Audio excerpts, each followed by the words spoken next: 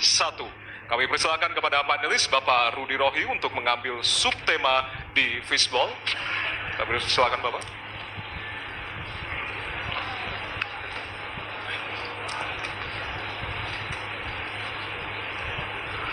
Diperlihatkan kepada kami semua, Bapak. Apa? Baik, temanya adalah penguatan demokrasi. Baik. Baik, selanjutnya kepada panelis Ibu Susi Dwi Haryanti untuk mengambil pertanyaan dari fishball. Hurufnya adalah A. Penguatan demokrasi dengan amplop A. Baik. Masih tersegel Bapak Ibu? Kita akan langsung buka.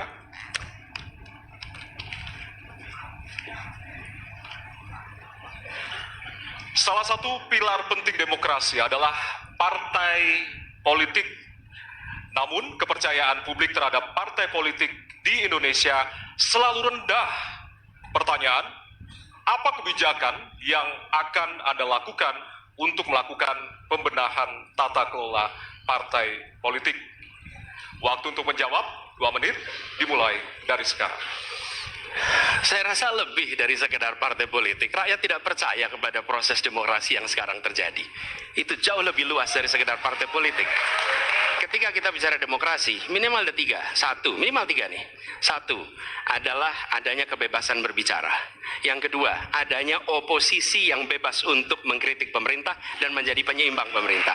Yang ketiga, adanya proses pemilu, proses pilpres yang netral, yang transparan, jujur, adil. 3. Dan kalau kita saksikan akhir-akhir ini, 2 ini mengalami problem.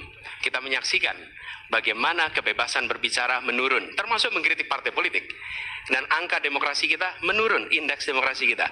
Bahkan pasal-pasal yang memberikan kewenangan untuk digunakan secara karet kepada pengkritik, misalnya Undang-Undang ITE atau pasal 14, 15 Undang-Undang Nomor 1 tahun 1946. Itu semua membuat kebebasan berbicara menjadi terganggu. Yang kedua, oposisi. Kita saksikan minim sekali adanya oposisi selama ini. Dan sekarang ujiannya adalah besok. Bisakah pemilu diselenggarakan dengan netralitas, dengan adil, dengan jujur? Ini ujian ketiga. Jadi, persoalan demokrasi kita lebih luas dari segala persoalan kepada partai politik. Nah, bagaimana untuk partai politik sendiri? Partai politik perlu mengembalikan kepercayaan. Tapi di sini ada peran negara. Menurut saya salah satu masalah yang mendasar partai politik ini memerlukan biaya. Dan biaya politik selama ini tidak pernah diperhatikan di dalam proses politik. Untuk kampanye, untuk operasional partai, semua ada biayanya. Sudah saatnya pembiayaan benar, ada transparansi sehingga rakyat pun melihat ini institusi yang bisa dipertanggungjawabkan. Jadi salah satu reformnya adalah reform pembiayaan politik oleh partai politik. Terima kasih. Baik. Waktu sudah habis, terima kasih. Kini kami persilakan calon presiden nomor urut 2 untuk menanggapi jawaban calon presiden nomor urut 1. Waktunya 1 menit dimulai dari sekarang. Mas Anies.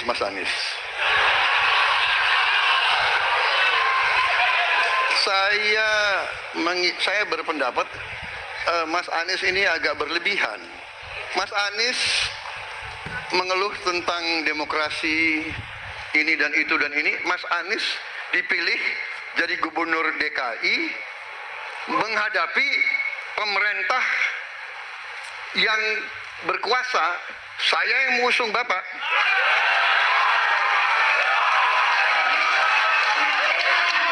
Kalau demokrasi kita tidak berjalan, tidak mungkin Anda jadi gubernur.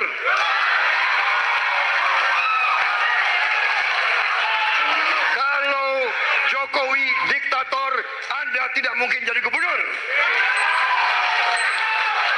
Saya waktu itu oposisi, Mas Anies.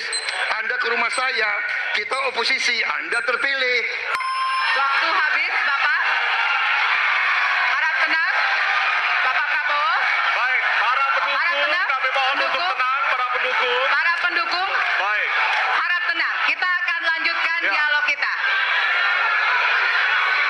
Harap tenang. Hadirin, harap tenang. Kami sampaikan kembali. Hadirin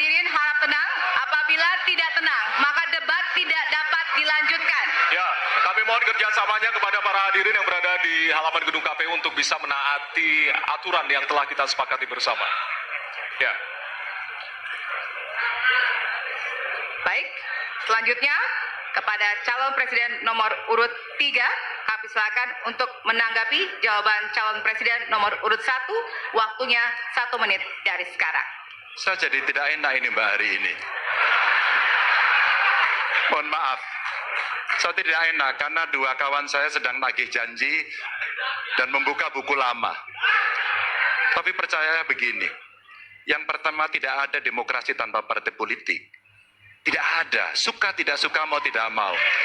Dan fungsi partai politik itu adalah agregasi, sumber rekrutmen kader, pendidikan politik. Kebetulan saya pernah menjadi ketua pansus undang-undang partai politik. Maka pada saat perdebatan penguatan dari sisi anggaran, penguatan dari sisi partisipasi masyarakat mesti dilakukan, saat itu tidak terlalu banyak yang setuju. Maka Mas Anies, soal oposisi tidak oposisi, soal kepentingan saja kok. Kapan kita bertemu, kapan kita tidak bertemu, dan kemudian kita akan bersikap pada posisi masing-masing. Tapi yang penting, pendidikan politik kepada masyarakat itulah yang menjadi PR besar dari partai politik agar cepat dewasa. Oke, waktu Anda habis, Bapak. Ya, dan kita akan lanjutkan. Baik, kita akan lanjutkan debatnya, Bapak Ibu. Kita akan lanjutkan ke pertanyaan selanjutnya untuk calon presiden nomor urut 1. Ya. Untuk merespon Oke. tanggapan dari 2 calon presiden lainnya, waktunya 1 menit dari sekarang. Ya. Terima kasih. Ketika kita menghadapi sebuah proses demokrasi, di situ ada pemerintah dan ada oposisi. Dua-duanya sama terhormat. Dan ketika proses pengambilan keputusan itu dilakukan, bila ada oposisi, maka selalu ada pandangan perspektif berbeda yang membuat masyarakat bisa menilai. Karena itu oposisi itu penting dan sama-sama terhormat. Sayangnya, tidak semua orang tahan untuk berada menjadi oposisi. Oke? Seperti sampaikan Pak Prabowo tidak tahan untuk menjadi oposisi. Apa yang terjadi? Beliau sendiri menyampaikan bahwa tidak berada dalam kekuasaan membuat tidak bisa berbisnis, tidak bisa berusaha. Karena itu harus berada dalam kekuasaan.